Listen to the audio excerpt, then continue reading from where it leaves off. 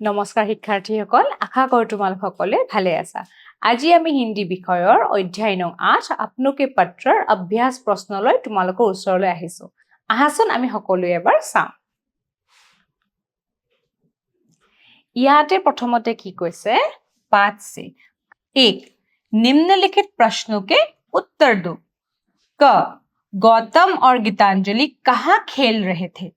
गौतम और गीतांजलिए कोट खेली आसिले। उत्तर गौतम और गीतांजलि आंगन में खेल रहे हैं। ठीक है, कोट खेली आसिले? सुतालत खेली आसिले। आंगन माने सुताल। ठीक है, नेक्स्ट आओ वहां। ख गौतम और गीतांजलि के पिता को चिट्ठी भेजने में देर क्यों हुई थी? गौतम और गीतांजलि देउताकर चिट्ठी पठुआत पलम क्यों हुईसिले? देर क्यों हुई थी? उत्तर गौतम और गीतांजलि के पिता को चिट्ठी भेजने में देर इसलिए हुई क्योंकि क्यों हुदिसे तो क्यों हुईसिले? कारण उनका तबादला अर्थात তেওঁৰ बदलीकरण। ठीक है, তেওঁৰ बदलीकरण ट्रांसफर अरुणाचल प्रदेश में हुआ था। তেওঁৰ बदलीकरण ক'ত হৈছিলে? তেওঁ সৈন্যত আছিলে। তেওঁৰ बदलीकरण ক'ত হৈছিলে? অৰুণাচল প্ৰদেশত হৈছিলে। और उनकी ड्यूटी चीन की सीमा पर लगी थी। माने भारत चीन सीमांतत তেওঁ ड्यूटी লাগিছিলে। जहां से टेलीफोन करना और चिट्ठी भेजना आसान नहीं था। সেই ঠাইৰ পৰা, সেই দুৰ্গম ঠাইৰ পৰা টেলিফোন কৰা, ফোন কৰা বা চিঠি পঠোৱা সম্ভৱপৰ নাছিলে। সেইটো কাৰণে চিঠি পঠোৱা দেৰি হৈছিলে, অৰ্থাৎ পলম হৈছিলে। নেক্সট চাওঁ আহা। গ ভালুকপুং में किसने राजधानी बनवाई थी? ইয়াতে সুধিছে ভালুকপুঙত কোনে ৰাজধানী বনাইছিলে? उत्तर भालुकपुंग में राजा बान के पोते, पोते माने नाती। कार नाती? बान रजार नातीये। कोन आছিলে? भालुक। बान रजार नाती भालुके अपनी राजधानी बनवाई थी। भालुक ने अपनी राजधानी बनवाई थी। সেই কাৰণে এই জেগাটোৰ নাম ভালুকপুং পৰিলে। नेक्स्ट চাওঁ আহা। घ गौतम और गीतांजलि के पिता कौन सी नौकरी करते थे? गौतम আৰু গীতাঞ্জলিৰ পিতৃয়ে কি চাকৰি কৰিছিল? নকৰি মানে চাকৰি। কি চাকৰি কৰিছিল? और उनका तबादला किस जगह पर हुआ था? আৰু তেওঁৰ বদলীকৰণ কোন ঠাইত হৈছিল? উত্তৰটো চাওঁ। गौतम और गीतांजलि के पिता भारतीय स्थल सेना में नौकरी करते थे। भारतीय स्थल सेनात चाकरी কৰিছিলে।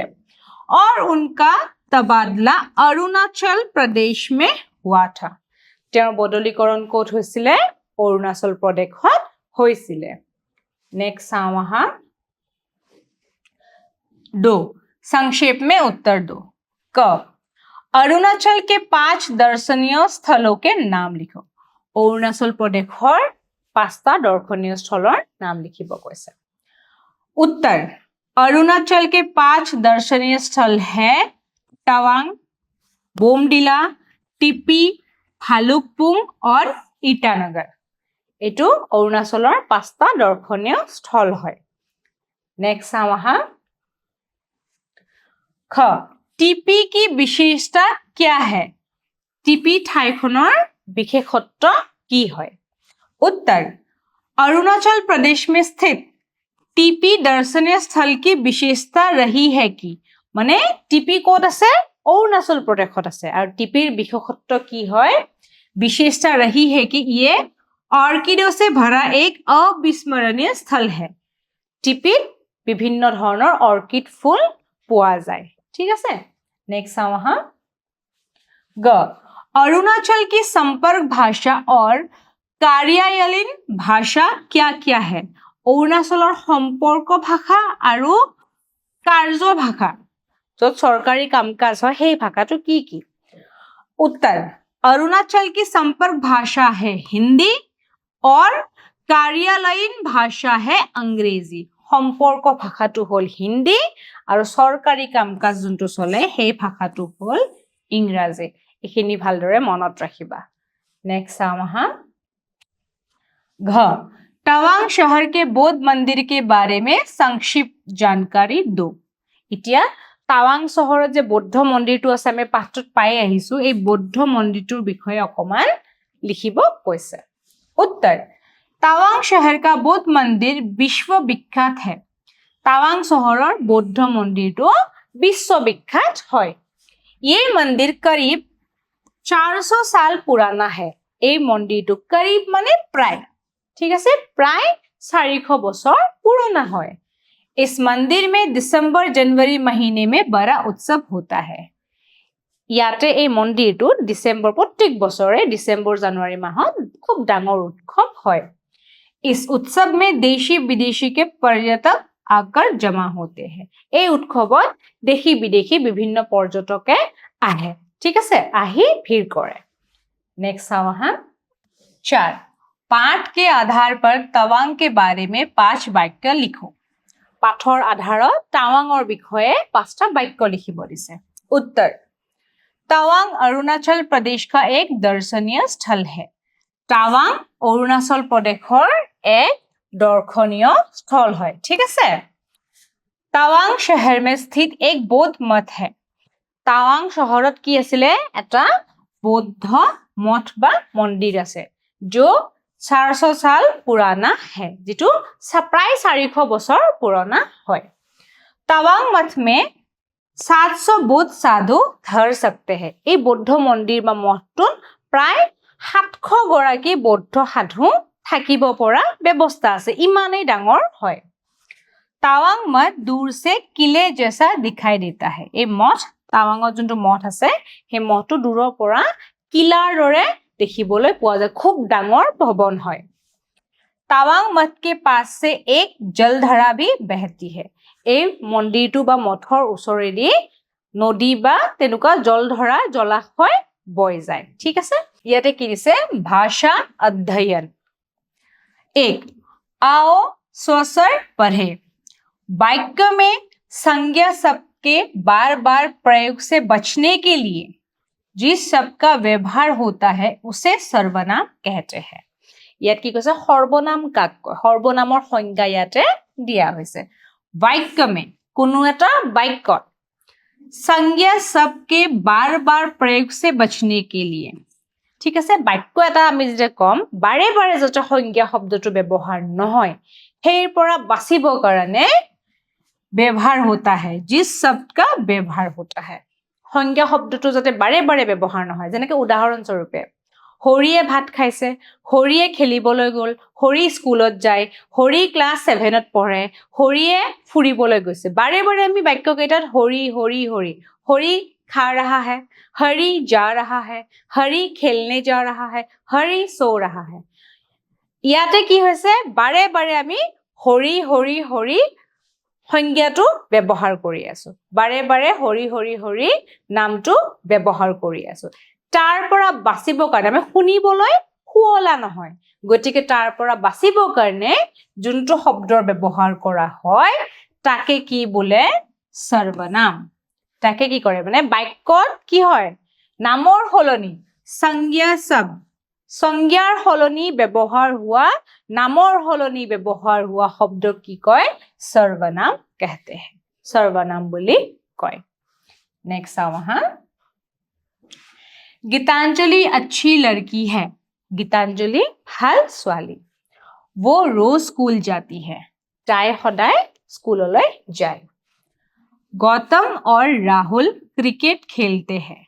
गौतम और राहुले क्रिकेट खेले। वे मशहूर क्रिकेट खिलाड़ी है। সিহঁত मशहूर माने विख्यात क्रिकेट खेलुवै है। मशहूर माने विख्यात। दिल्ली भारत की राजधानी है। दिल्ली भारतर राजधानी है। ये एक प्राचीन शहर है। এইখন এখন प्राचीन शहर है।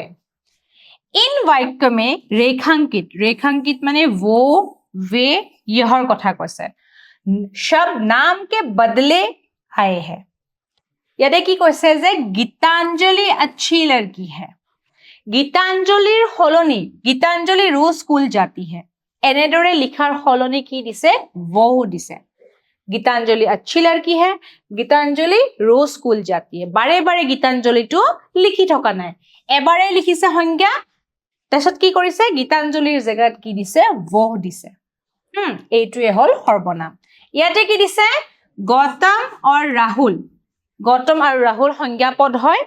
এতিয়া ইয়াতে আকৌ দিয়া নাই गौतम और राहुल क्रिकेट खेलते हैं, गौतम और राहुल मशहूर क्रिकेट खिलाड़ी है। गौतम আৰু ৰাহুল শব্দটোৰ ব্যৱহাৰ আৰু কৰা নাই, তাৰ জেগাত কি দিছে वे। গতিকে এইটো হৈছে সৰ্বনাম শব্দ। दिल्ली भारत की राजधानी है, दिल्ली एक प्राचीन शहर है। এই দিল্লী শব্দটোৰ বাৰে বাৰে ব্যৱহাৰ কৰা নাই, তাৰ জেগাত কি দিছে ये দিছে। গতিকে এইটো হ'ব সৰ্বনাম।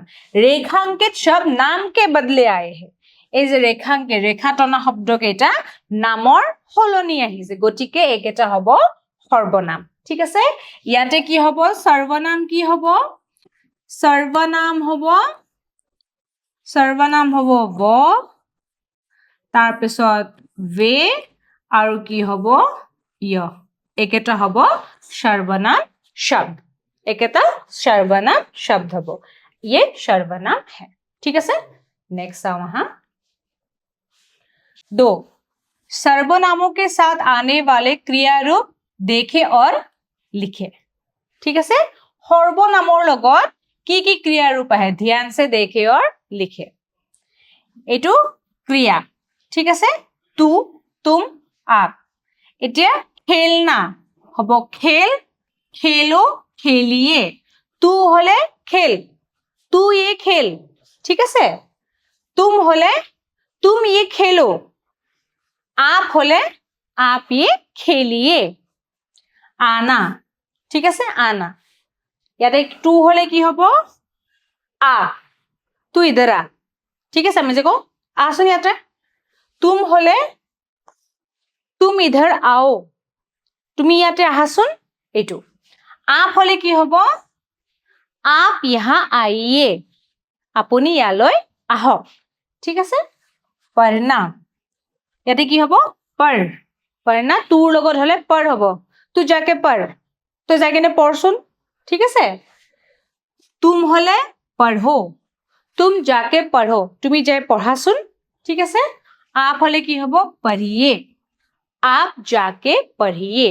গতিকে টু তুম আৰু আপৰ লগত এইখিনি বস্তু চেঞ্জ হ'ব। ঠিক আছে, नेक्स्ट आओ वहां। 3 इन वाक्यों को ध्यान से पढ़ो। क तुम लोगों को एक बार अरुणाचल प्रदेश घुमाने के लिए ले आऊंगा। ठीक है, याते की कोआ হৈছে तुम लोगों को एक बार अरुणाचल प्रदेश घुमाने के लिए ले आऊंगा। ख आप वहां सावधानी से रहिएगा, আপুনি তাত সাৱধানেৰে থাকিব।